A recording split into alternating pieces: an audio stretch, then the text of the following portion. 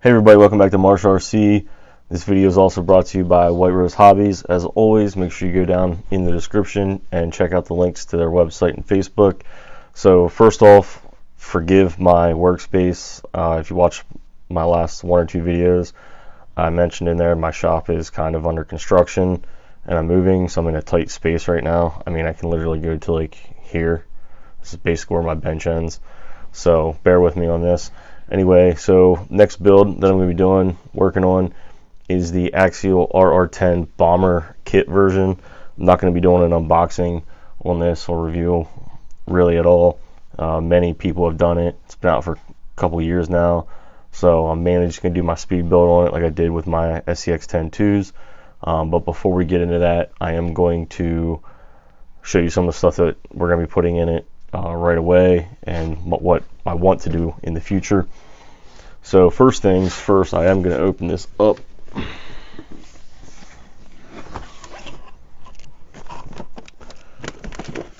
Mainly just to show the tires. Tires are the stock tires. The wheels are the stock wheels that come with this kit. I did already kind of open this box up, go through it again because I wasn't really planning on doing an unboxing. But what I did do is I installed the Proline dual stage foams in this to see how they ran this, because the stock ones, which I have the spare tire because this does come with a spare tire, this is the stock foams. This is the Proline dual stage. Like putting equal pressure down on, you can see how easy one side goes down compared to the other. So this is going to give me a lot of beefy because I'm not building this thing as a crawler like so many people do, and then literally complain that it's not an outstanding rock crawler when it says on the box it's a rock racer, not a rock crawler. So I'm building it as a rock racer, U4 type style. Some of the plans for this build, I might play around with the 2-speed transmission. I'm not going to need a 2-speed transmission, but I might play around with it because why not? The other thing that I'm going to be playing around with this kit, excuse me one second, I wasn't lying when I said my workspace is tight right now. Alright, there we go. Four wheel steer. My gosh, I can't talk. It's like 11:30 at night. So I might play around with the 4-wheel steer as well with this build. Again, just to play around with it, have fun with it. So next up, steering servo. And if I do the 4-wheel steer, I'm going to put the same servo front and rear. This is the Savox SA 1230 SG. It's the one I have in most of my crawlers. Puts out around 499 inch-ounce of torque. I've never had a problem with these. A lot of people don't like the Savox for some reason. Let them down, whatever the case may be. I've never really had that experience. All my Savoxes have treated me very well, so I'm going to continue to use them. ESC, we're going to be going with the Hobby Wing X-Run brushless XR8 Plus, 150 amp. This thing is a workhorse. This is one of the newer Hobby Wing ESCs that just came out, mainly for 1/8 buggies and trucks. I'm going to throw it in this thing and see what it can do. This has a lot of cool features that I will review this thing and do a little video on this ESC by itself at some point. This has the built-in Bluetooth Wi-Fi connection to use the Hobby Wing app. And then we have, for the motor, we're going to be using the X-Run 3652 censored brushless motor, G2, 3652 G2. This is 3800 kV. This is a 110. It does have a 5mm output, which is nice, which is one of the reasons I chose it. Plus that one is also fairly new, I believe. Not quite as new as the ESC. Then I have the 32 pitch 15 tooth steel gear from Axial.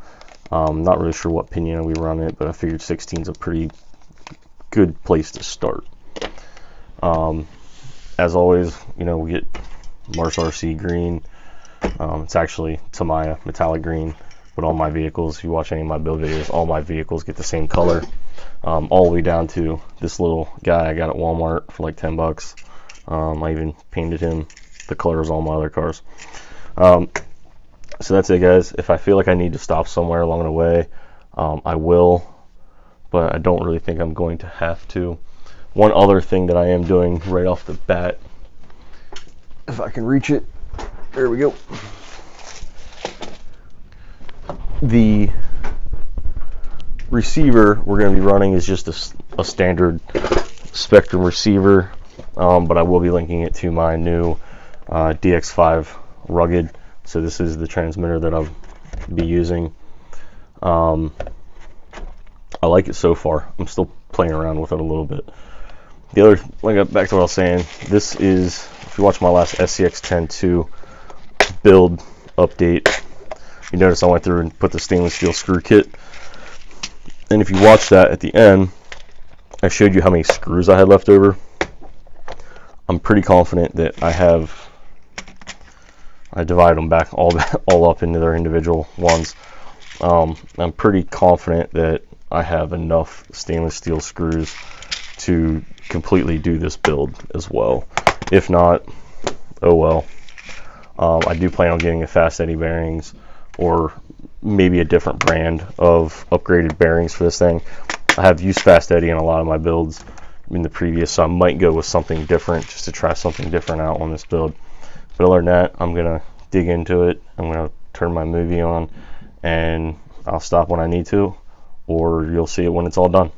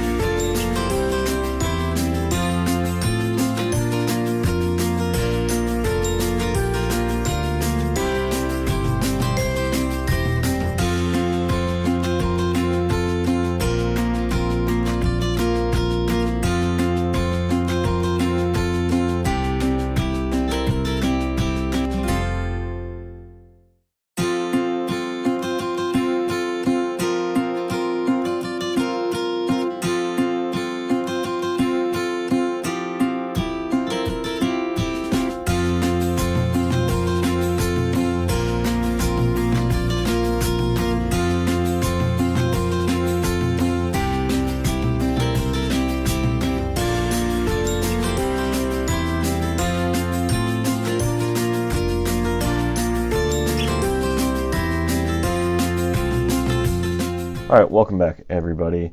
The Axial RR10 build is officially done after many wardrobe changes and venue changes.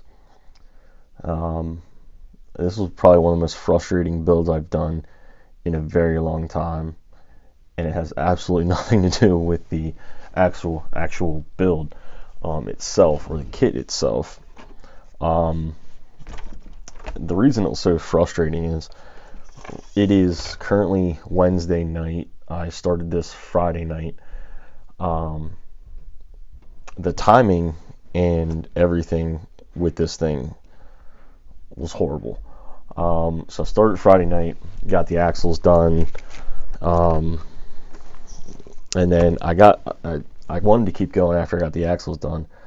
I started not to feel all that great, so I stopped, went to bed, woke up Saturday just sick as all get out.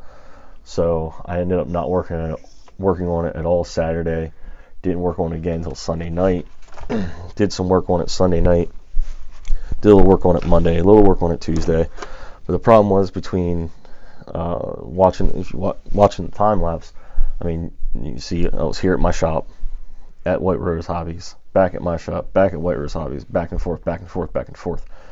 And the reason for that is, one, I wasn't feeling the greatest. I'm still actually just recovering from it. But not feeling that great, so wasn't able to work on it, fully as much as I wanted to, start to finish and all that good stuff.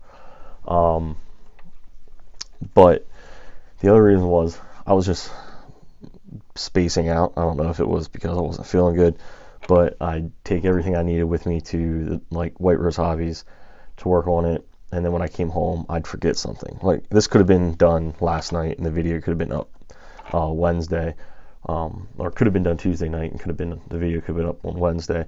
But when I came home Tuesday night to keep working on it, I realized that I left the wheel hubs and the screws for the bead locks at the shop. That was it. That was literally the only thing I forgot. So obviously I had to wait for that.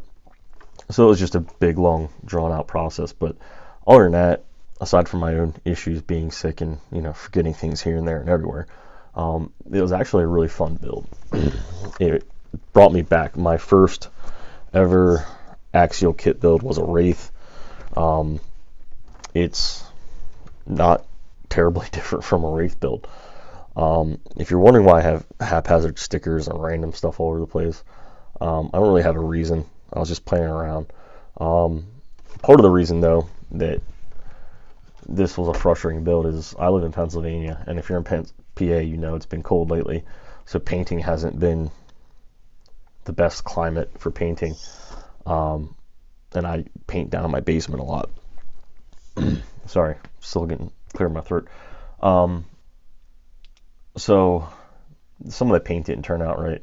So I did use a few stickers to hide some paint, but other than that, most of them I just throw in there because I'm not happy with my overall paint scheme, the way I did some of the lines and everything.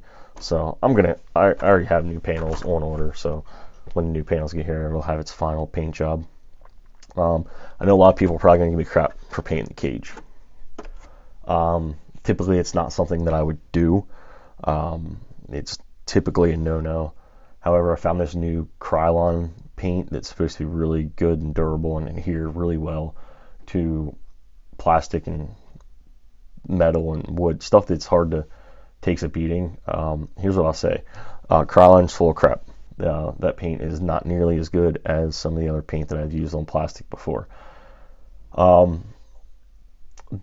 Following along with this, you guys probably seen, and I talked about it before, that I was using some of these leftover stainless steel from my SEX-10-2 kit. So if you saw me circling stuff in the book when I was doing it, I was actually circling what I had in it that was stainless steel already. I haven't fully figured out yet whether I like them or not, but these are the screws that go in between the link and the rod end. I did put them in this, so I have this thing up and running, and I took it out in the parking lot today, at White Rose for all of 3 minutes, and I hit like a pebble. I don't know what I hit. It didn't look like I hit anything in the parking lot, but I hit something because my wheel jerked to the left, and the truck just rolled violently. I was running this thing on 3S 50 CGS charge, I think, with that big 8th scale motor and ESC. So this thing rips in a straight line for sure. This thing is fast as crazy, wheelies, all kinds of crazy nonsense. So I'm gonna have to figure something out on that. But anyway, it took a real hard tumble, and when I went over to figure out why, the steering link, this side pulled straight out, and then the same side link in the rear upper link, both pulled out. And I've built, I don't know, probably 9 or 10 Axial kits so far, and I've never had a link pull out like that. I mean, at least not that soon. Like after I've been bashing it real hard, sure, it happens. But this was like literally 3 minutes on this pack, so I don't know if it was the stainless steel screws that I put in there. I put them back in, made them sure they're real tight. I couldn't pull them out by hand. I haven't really ran it since I put them back in, so I'm interested to see how they hold it. If they pull out again, probably going to replace them back with the stock ones and see how it performs. It's just really weird. I've never had that happen before, and I was really upset about it. So you can actually see all that damage. It actually like ripped up the top panel from like here all the way to here, and then from here all the way up to the corners, all ripped up the panel. And then obviously you can see the scuffs on the paint. That's from that one tumble it took. It literally tumbled once, and it did that. Some scuffs along here, a few on this side, like here. It's fine. It's not that big a deal. It's not its forever cage, and honestly, I'm okay with it looking scuffed up and beat up. Like, it doesn't bother me. It's battle damage. I like it. One thing is, I feel like it needs stiffer in the rear. This is my first Bomber, so I didn't really know what to expect. But it just feels like it sags way too much in the rear. And no, I'm not getting rid of this, and no, I'm not flipping them out. I'm not doing it. Too many people I know who have been doing Axials and Bombers for a long time said don't do it. It's ridiculous. So I don't know if it's just supposed to sit low like that in the back, but we'll play around with it. So what's next for this build? Well, what's next for this guy is rear wheel steer, or four-wheel steer, rather. I already have all the parts for that. That's going to happen. Fast eddy bearings all through. I don't have them yet, and I'm too impatient to wait until I get them to build it. So I get to tear it all back apart and redo it, but that's fine because I'll have to tear the axle apart anyway. I'm thinking about doing some new shocks, not because there's anything necessarily wrong with these, but I like going over the top on stuff. And I've actually seen the who makes them? I think they're G-Made or Hot Racing, but they're internal spring shocks, and then they actually have the piggyback cylinders with like the tube between the two of them.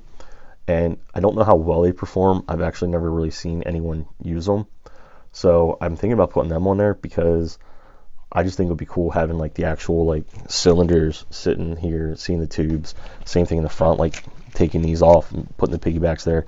I don't know. I might do it. I might not. Haven't decided. Also have the Axial Falcon tires to put on it. The 2.2 Falcon tires. What else is in store for this thing? Got the four-wheel steer, the fast eddy bearings, the Falcons, the shocks. I'm probably going to put a light kit in it.